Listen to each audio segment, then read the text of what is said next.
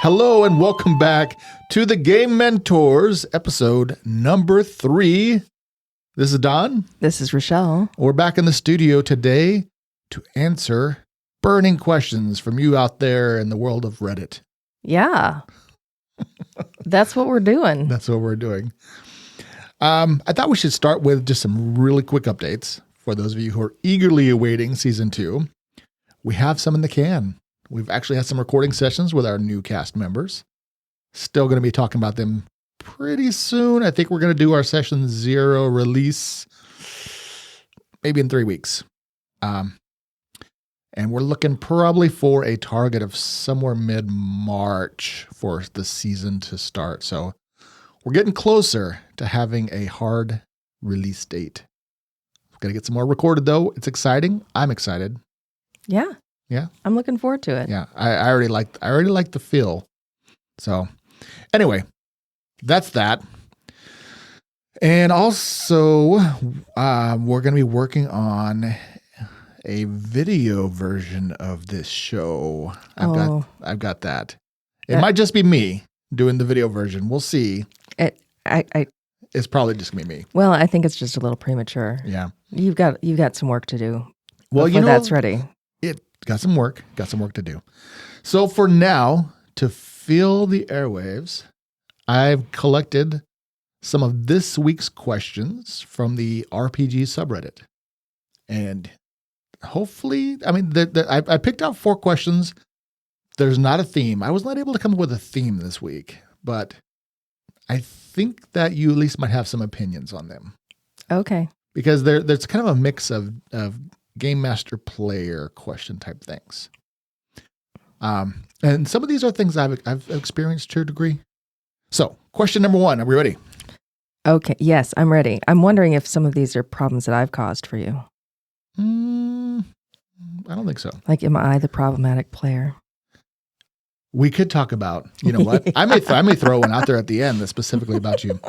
I do. Dear. I do. Oh, dear. All right, question number 1. Yes. This is by RIJSBAL. This was actually published 5 days ago.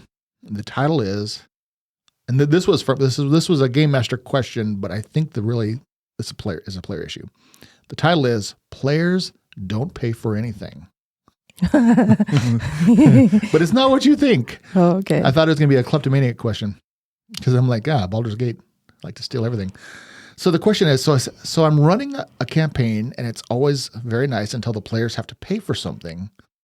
A few of them get a panic attack and immediately say, that's too expensive. And others say, I'll just go sleep outside. Or if they have to rent a boat or go to the Kragma Castle, they'll spend 1.5 hours haggling through 3 different ships. They always end up paying, but they waste so much time. They once wanted to buy bug spray, I don't know why, and had to spend 4 minutes arguing over the price of 2 coppers. Is there any way to solve this? Also, the whole group is like this. Also, some of the players complain about it being too boring. Like, I don't know. It cracked me up reading this because it's like really peculiar. Okay, yeah. First of all, that is not what I thought you meant at all. I was thinking like they're complaining because I thought like the players meant like outside of the game, they didn't want to pay like. Oh, I didn't even think about that. That's what I thought you were going for, but okay. They don't want to buy books and stuff. Yeah, like oh wait, you're not going to just give us the dice. Wait, we have to have. I don't know. Okay, but so do they not get rewards? That doesn't make literally doesn't make any sense to me at all. Do they not have money? Do their characters not have money? What are they doing with the money that they have? No, they do have money. They just apparently, I don't know how an entire party feels compelled to quibble or bargain or argue over every price that they come across. I mean, this seems like this is just some outside trauma that's like coming to their game. Like, is there any mention of how old their players are? I did not see any mention about age. And I mean, I suppose that is true. Like if you're playing maybe with a bunch of I don't know, early teenagers who don't have any money. Oh, no, I'm not thinking early teenagers. I'm thinking about like my students who are like working, 2 or 3 jobs and are constantly worried like, am I going to be able to pay my rent? Am I going to be able to feed myself for the next couple weeks? And then maybe there's like legitimate trauma there with money, and then now it's like, oh, now the game is just my real life repeating itself, and crap, now what? Instead of being able to let go and just leave that outside, God, what do you do? Like, Yeah. Now my experience with this, and this definitely isn't like all the time. It's when I think the players suspect that you're trying to like rip them off because they don't know how much something costs. They go to the end and they're like, well, how much is a meal? And I'm like, I don't have a table handy. And I'm like, 2 gold or whatever. And then people start maybe getting agitated. Like, wow, that's a lot of money. I don't want to spend that money. And meanwhile, they've got a pouch of 1,000 gold. Well, that just seems outrageous. Yeah. What do you mean 2 gold?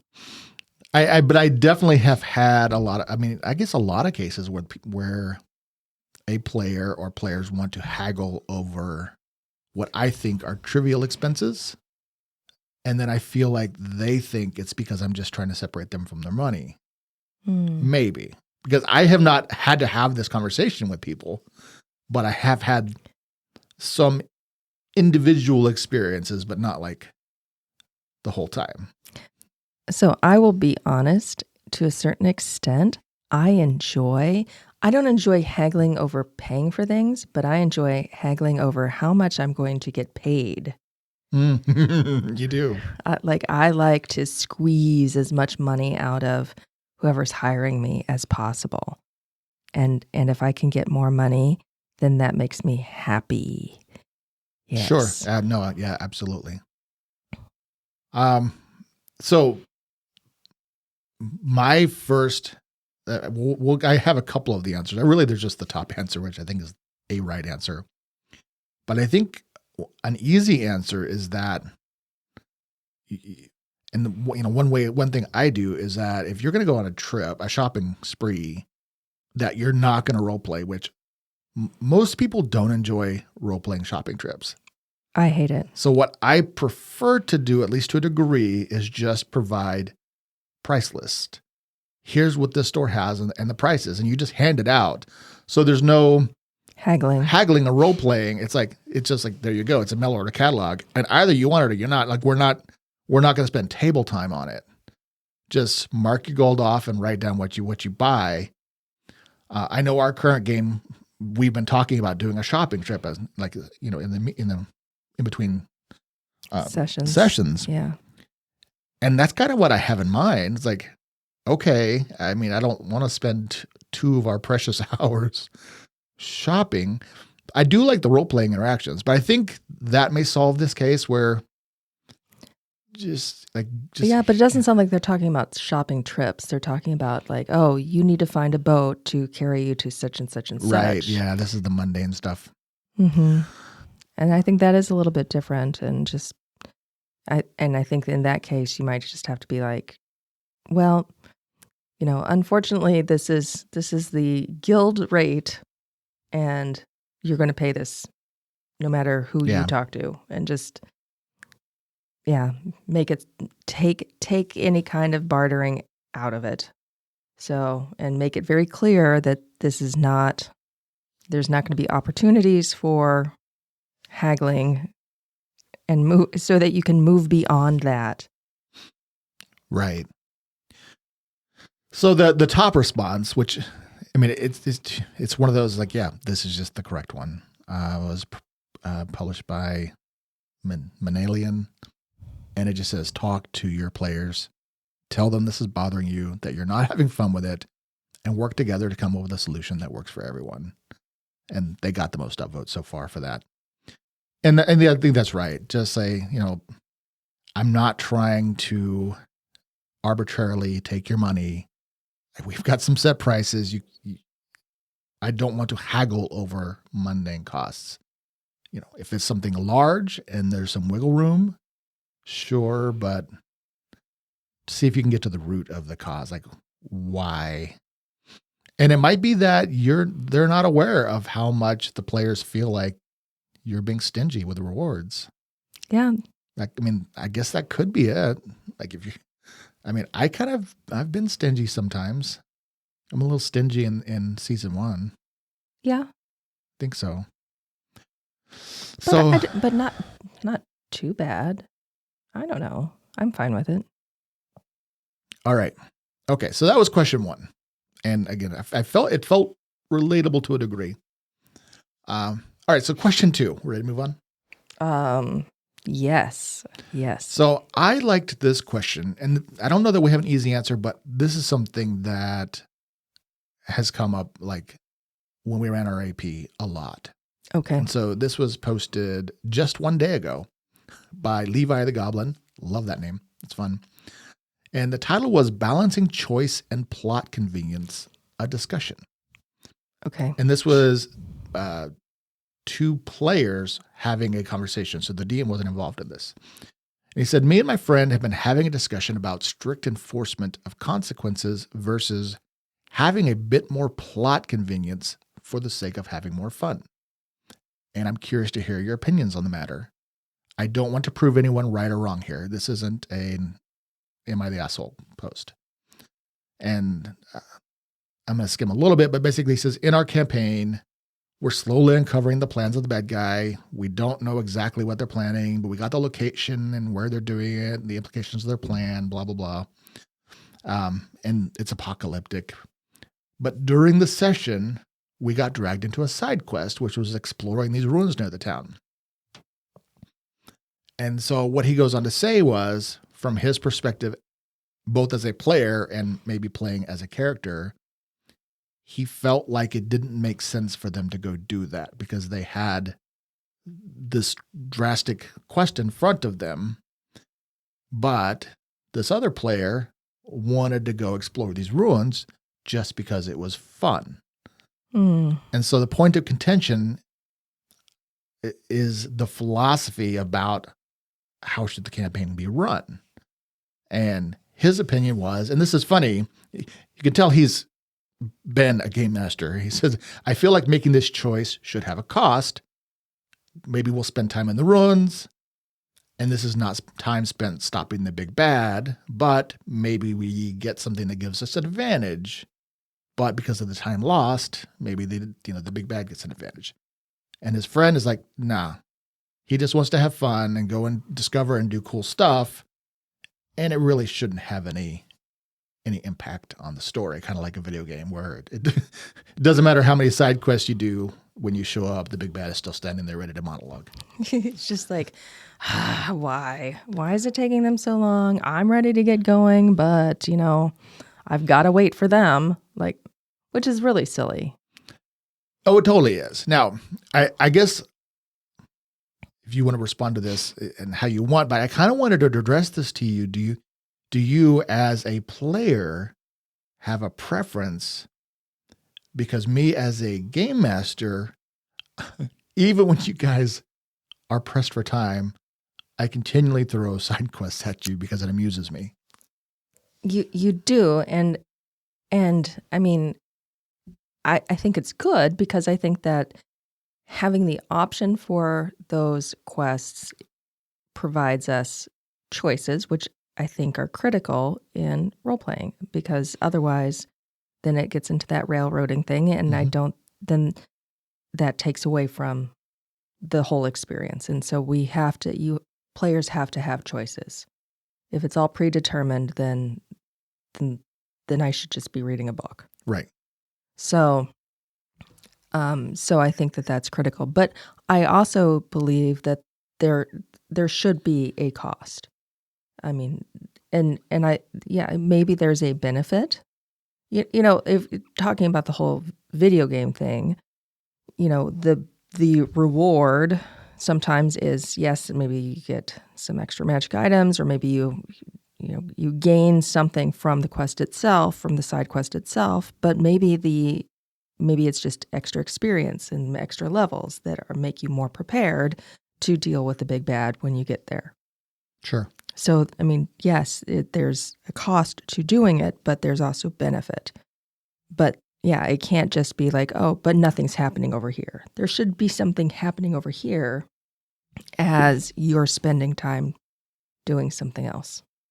So basically, your opinion, at least, or preference in this philosophy is it should have the cost. I do think there should be a cost. Yeah, so I do too. And that is because of the way I prefer to run games. And also when I prefer the way when we play is that one of my favorite words is verisimilitude. It's like, I want it to feel, realish. We're not in a simulation. We're never trying to do that. But if things don't have a cost, if I can just go off on all these side quests and ignore the main quest, like I do in video games, 100%. Yes, you do. I do. That's how I prefer to play video games. But I don't play video games like a role-playing game in that sense. Mm-hmm. I play them as an escapism, and I'm just trying to explore every nook and cranny. But in a tabletop game, like there isn't a limit to the exploration, So it's like, are we here to do the main quest or not? So I mean, it is a philosophy thing, clearly, and the top comment here was, ultimately, it's a matter of individual preferences. There will never be a definitive answer to something like that. Both have positive and negatives. I feel like you did a decent job of pointing out some of the surface level ones. And yeah, I mean, I agree with that. Sure, it is a preference thing. It sounds like you and I have the same preferences. I guess I just think choices have consequences. Yeah. Yeah. And I love giving my players choices, and it was kind of funny, even like towards the end of that big campaign, where I would throw what I thought were like really tempting hooks to lure you guys into, side quests and other encounters and things. The party, as one, like they stayed in the train car. Like, no, this is the direction we're going. We've got an apocalyptic situation. Mm-hmm. And as alluring as those side quests were, like, you guys were laser focused. And I thought that was cool. And I didn't even have to maintain the illusion of choice. Like, you guys made that choice. And I have definitely already been doing that in, our first season. It's right. Like, yeah, 100%. You can make choices and there's costs. I don't think I understand the philosophy of no costs. It's weird to me. So that's my take on it. And if people are like, I don't know, that's how we like to play. I mean, sure, there isn't a right way to play these games. No, there's absolutely not. So, but there is a right way to play with a group.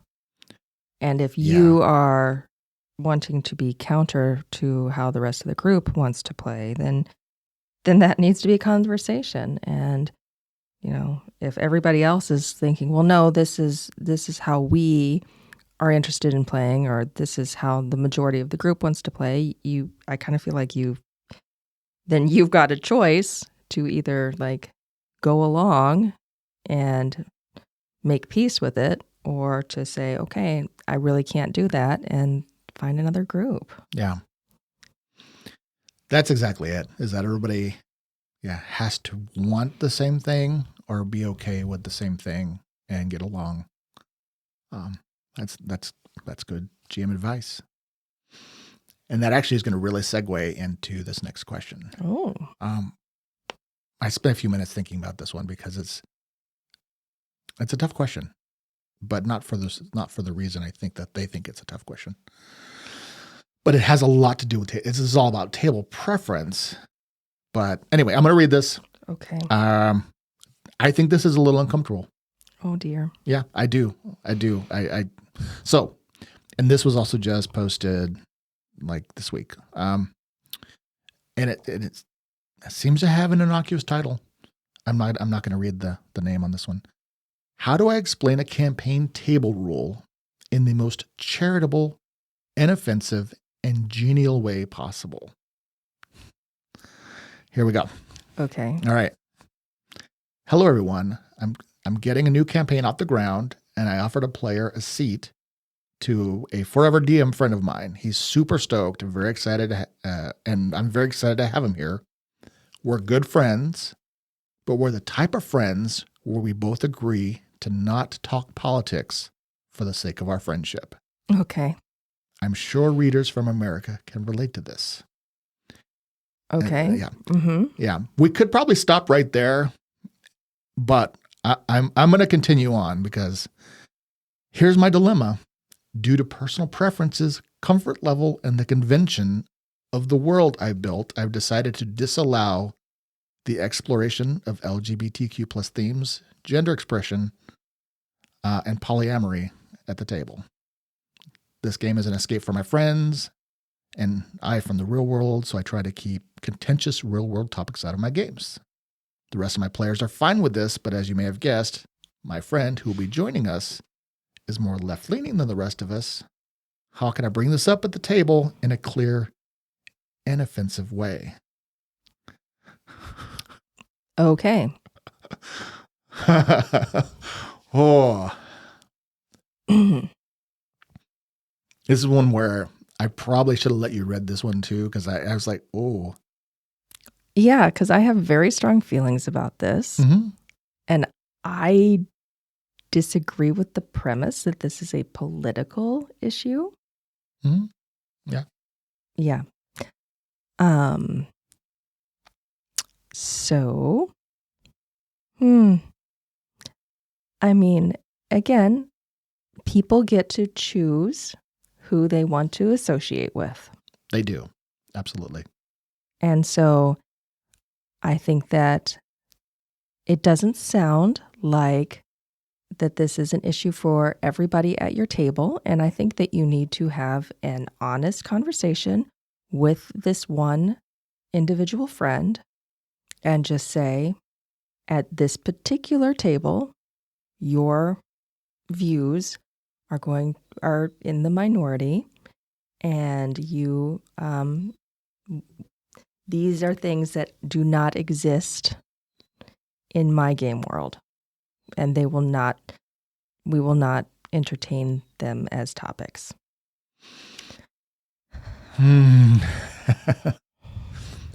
So, and then give that person a choice, because and I will be honest, and I don't know, I have no idea how our listeners feel or think about any of this stuff. So I don't know what the reaction will be. But I mean, at that point, I'd probably be like, I don't know, these are people that I want to hang around with. And I might be like, well, okay, enjoy yourselves.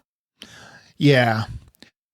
I mean, I think not even intentionally, I think we run a very, apolitical show.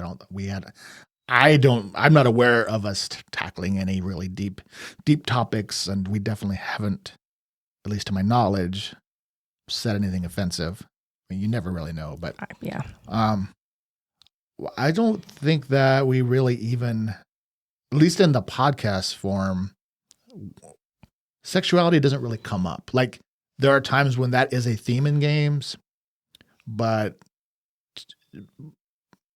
it just hasn't been a topic, but it has also not been something that we're really specifically avoiding.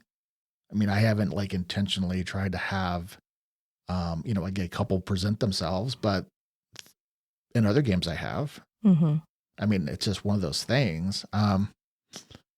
Thinking about, our previous podcast, that definitely came up though. Yes. Yeah. But that, so I read this, and honestly, I think that I want to read there was, as you can imagine, I think this has already been locked.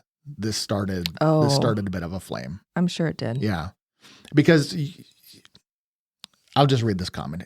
Okay. And it just says, I think you've got to accept that this very restriction itself is offensive to a lot of people. Yeah. And there isn't any way to make it completely inoffensive. Imagine asking, how do I play a game but tell my players no Jews, but be non-offensive about it? There isn't a way to be non-offensive about it because the very idea is offensive to a lot of people. You're basically doing the same thing. Yeah. You're asking, how do I play a game but tell my players no gay stuff, but be not offensive about it? You just can't make that inoffensive. Saying no gay stuff is offensive to a lot of people. So I think that the answer here is that, is this really just going to be this one point that's going to cause division between this player and the rest? If the entire rest of the table is like, yeah, that's cool, we don't care.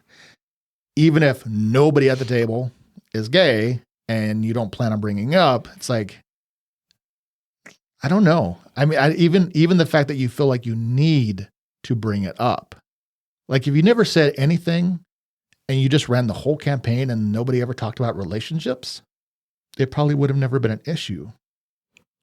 I mean, because we're just adventuring, right? But the fact that you're bringing it up ahead of time,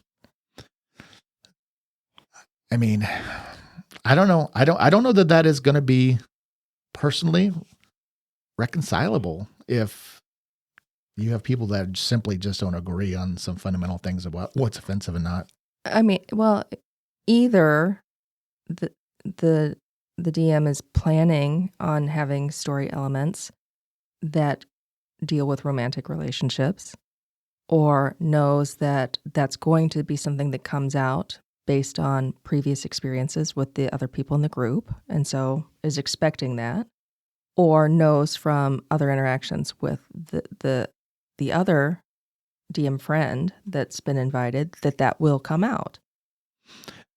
Yeah, I mean, there was that part, his line where he says, "And the conventions of the world I've built," which I think that sums it up. Basically, he's created a completely heterosexual world with conventions that only support that.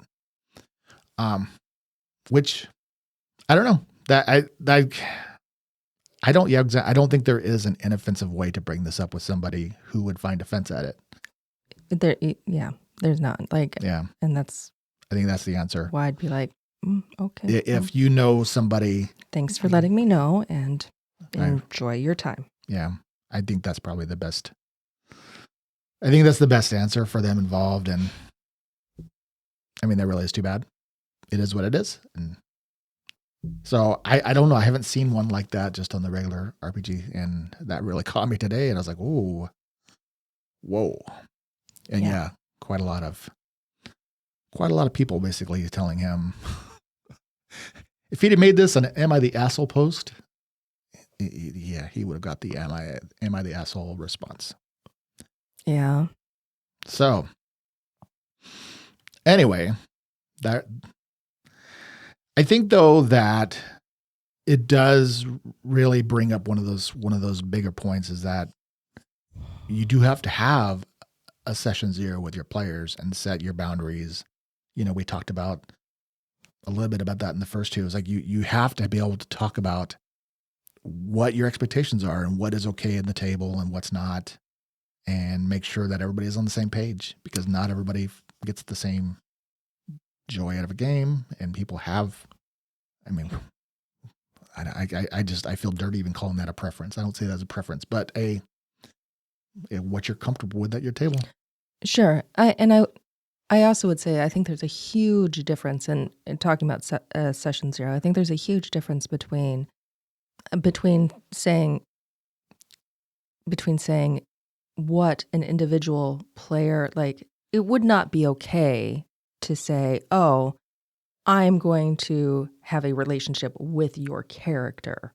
Oh no. No matter of any kind, and without the other person being like, yeah, I'm okay with that. Like, that's, our characters are going to be in some kind of relationship, or I'm going to be constantly hitting on your character, or no matter what kind of sexual identity or sexual or gender identity those characters might have. Like, that's different from just being like, well, this is not something we're going to bring up or talk about at all because it does not exist in this world. I mean, that's... Yeah, I have been kind of in my list of topics that I kind of want to do. I've seen some really, truly uncomfortable posts on RPG horror stories Yeah. where there's the loss of agency and they delve into like, I didn't want to say it, like they delve into like assault and stuff. And I'm like, what the heck are Yeah. you guys doing? Yeah. Like you've gone, like this is supposed to be a game about mashing monsters and I don't know what's going on over there. But yeah, I do think that is going to be worth something like doing a deep dive conversation. So, but yeah, that's like all of that is like really different from saying, hey, we're not going to talk politics at the table. We can all agree to disagree on that. We're not going to be who we're rooting for or whatever. That's one thing. That's fine. We can all just agree to disagree on that.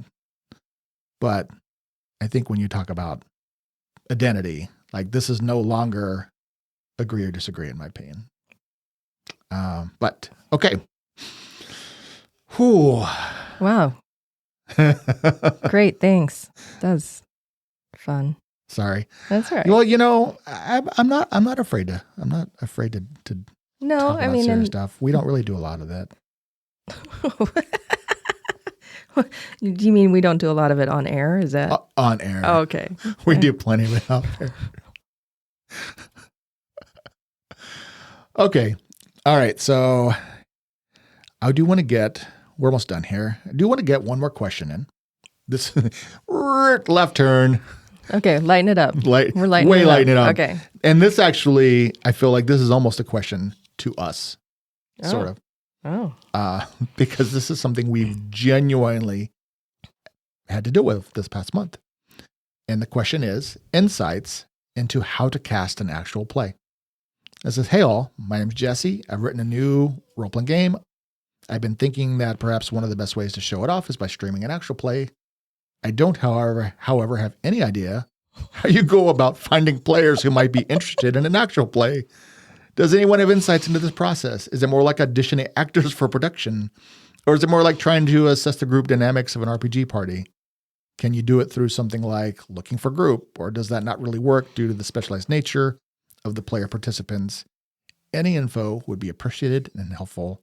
Thanks in advance. So I'm sorry. What do you want me to say here? Well, I mean, we want to try to answer the guy's question. Our girl, I mean, Jesse, because it could be. We don't know. I don't know. Jesse. Good luck. Let us know what you find out. No, I mean, I feel like we have been very lucky ultimately, but it's not like we've not had any good methods or success. I think we've just kind of lucked into finding some people. Honestly, that's it. A little bit of luck. Yeah. So, I mean, if you've listened to the podcast, you must. If you're here. If you haven't, what are you doing? And I mean, glad you're listening now, but yeah. Right. So we had season 1, we lost a couple cast members. It's just life events come up. Tell you what, it's like trying to get a game together when you're, of a certain age. It's like life really comes up a lot. I hate that phrase. I know. Like I literally hate that phrase. Sorry. It was a little for your benefit. What? Thank you. I once had a doctor say to me, well, women of a certain age. And I was just like, I now want to punch you. I'll show you certain age. Yeah. Mm-hmm. But life comes up and it is not something that you want to have to deal with, especially once you've got a show off the ground. So I think that I really wanted to try to be helpful, but also this comes down to clearly they're one of those people who are just looking for online. Like they're open to just, it doesn't specify that, but because they mentioned the looking for group, I almost always am assuming at this point, if somebody's streaming an actual play, like everybody just wants to do it online with the talking heads and the boxes. Mm. And spoiler alert, I hate that. Yeah. I hate it with a passion of the burning sun. It's like, I want people at a table rolling dice and having an actual dynamic with each other. And No, I like it a lot better. I like being around actual people. I mean, which is weird because I don't actually like being around people, but I like being around people in very small numbers. Yeah. Mm-hmm. So the part that there was two parts that I wanted to talk about this here. Is one is like, how do you find people? And the way we did is networking. It's you blast out to literally everybody you know and ask them, please, if they have any idea of somebody who might be interested. And I mean, genuinely, when we recruited Matt, I didn't know Matt. He was a friend of a friend on Facebook. I was going through and looking for people who were posting nerd content that caught my eye. And, he had a table set up with a dragon and a battle mat, and it was talking about the end of his big campaign. And I looked at that. I'm like, I'm going to talk to that guy. And, sometimes that recruiting process that's what headhunters do, right? They go out and they find, that's kind of a job. You have to go out and find people. And sometimes it's a little hard. So if you're scouring the internet, that's definitely kind of challenging, but go through all your social networking and, ideally having that connection so that they're not 100% a stranger, at least that friend of a friend gives you a little bit. Hey, would you like to come see my basement podcasting studio? Yeah, it's a little creepy. And then that's how we've just recently met our two newest players. So it's networking. Now, there is a second part to this question that is very specific. And it's when he's saying it's more like auditioning for production. And this really says to me, they're looking for performance artists. If you listen to our show, that's not my goal. 100%. I personally want a show where people are here to play a game. We're really playing the game. We're really rolling the dice. And we do some voices, but nobody has any background in performance of really any kind. So that wasn't the show we're doing. That's very different from, like Critical Role, where that's their jobs. Yeah. Like these people are voice actors. So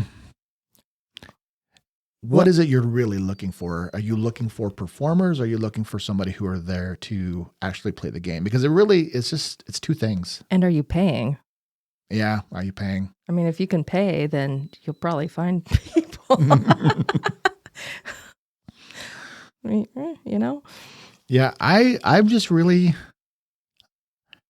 I don't feel like I'm a fan of performance playing. I mean, it's not saying that it can't be entertaining, but I think that it misleads people who aren't actually already playing and don't really know what to expect when they show up at a table. So my actual recommendation to you, sir, or madam, Jesse, is don't worry so much about performers. Find people who actually want to play the game and love the game and would be interested in learning, since you've written some of your own rules. Yeah. A system. Because that's a whole thing too. Yeah. Because I think finding both of those at the same time is partly a bigger challenge. So pick a lane. That's my advice. Yeah. Yeah. So, and I looked at the various feedback for that, and there wasn't anything specifically that really jumped out. I mean, there was, I don't know. I didn't find it. So far, there wasn't really any hope that I'm like, yeah, that's really helpful. I don't know that we just provided really a lot of help, but other than network and focus less on the performance. Unless you're looking for performance, and then maybe you need to find some money. Yeah, maybe. Because don't undervalue the artists. Oh, definitely. Yeah, there you go. So did you have I felt like you had one more thing. Oh, the one that applied to you. One more thing. One more thing. All right, we'll go slightly long. I hear the dogs whining at the door. They think it's time for dinner. They do. So let's see. I'm going to act like I just posted this to Reddit. Reddit, I'm a longtime game master, and every time my players get to the big bad or mini boss, and I try to monologue, I have one player who always wants to cut me off and roll initiative and attack them before they finish their monologue. How do I deal with this player, and what can I do to make it fun for everyone? There's my I just literally off the cuff, I spit that. Oh. What do you think about that? Well, I think monologuing is stupid. And I think you let your players play how they actually would, react how they actually would. Mm-hmm. And you need to be more creative than having a stupid monologue because it's just dumb. That's my answer. Why are they monologuing in the first place? It's a stupid trope. Get over the damn monologue already.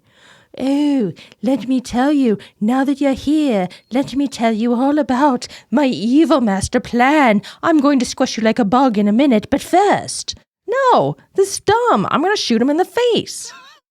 I love you so hard. I feel like I railed against that for a period of time. And now, after we've been playing together for 10 years. Yes. I have just acquiesced. Yes, I have broken you of that stupid habit. Broke me of the monologue villainy. So I honestly don't even plan them anymore. I'm so glad. Then you don't have to be disappointed. Don't have to be disappointed. How that works out. Yeah. But to answer this poor DM's question, if they're not prepared to just abandon that silly trope, is you got to be more creative. Have illusions, barriers, things that would otherwise prevent the archer from putting an arrow through that villain's throat. Yeah. That is going to be your only way to make it semi-realistic, and they'll still be frustrated that they're being thwarted at preventing the monologue, but it's got to feel natural. It's got to feel realistic in the moment. And, if you do have to have that monologue, because otherwise do not expect them to stand there like in a video game where everybody's frozen and you can't take that action until the monologue scene finishes. No, yeah. You don't get a cutscene with me. No cutscenes in tabletop role playing. Do a better job of like giving us the clues to what the story is before we get there, because once I see the bad guy, it's not like I'm like, oh, I wonder what his master plan is. Let me find out. No, Screw that. I'm going to kill him, and then if I need to, we'll speak with dead. Perfect. All right, I think that's a great answer to a difficult question, and we'll say that's going to round it out. All right. So yeah, we obviously have not been weekly at this point. We may try to get one in for next week, but again, we're not that far. We're not that far from season 3. Hold on, we're coming. It's in the works. Wait, season 3? Oh my God. Hold on. We're not that far from season 2. Okay, there you go. Yeah. I was like, did I sleep through season 2? Oh no, there's no sleeping through it. Did somebody replace me? Oh no, what happened to the fairy? Oh, wait, what? Okay, sorry. All Go right. ahead. So that's it. We're going to call it a wrap. Thank you again. Thanks for joining me in the studio again. We'll see you next time. All right. Bye. Bye.